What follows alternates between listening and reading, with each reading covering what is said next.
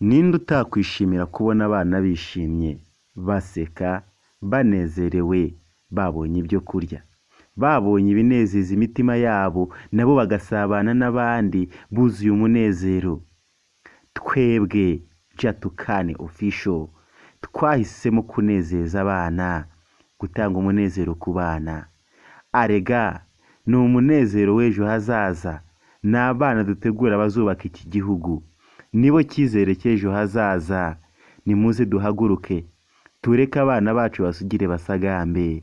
Duhaguruke, dufashe abana kubona umunezero, nabo bazatugoboka mu minsi ya kera ubwo tuza tutagishoboye gukora.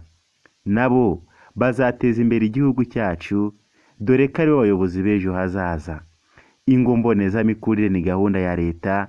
Abana bahabwa serivisi 5, harimo serivisi y'ubuzima, imirire, isuku n'isukura, kurinda no kurengera umwana, ndetse na serivisi y'uburezi.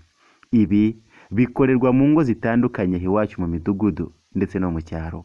Babyeyi, mureke tubashyigikire, aba nibo bana b'ejo hazaza, nibo Rwanda rw'ejo.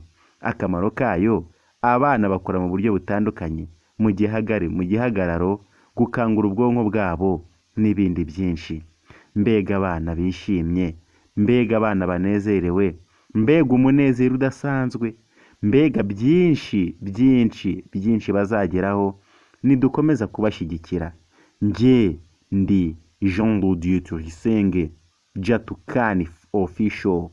Turi kumwe, abana bakora ibikorwa bitandukanye kandi byiza by'agaciro. Namwe nimubashyigikire. Babyeyi, mwibuke kurengera abana kuko ejo hazaza ari ahabo.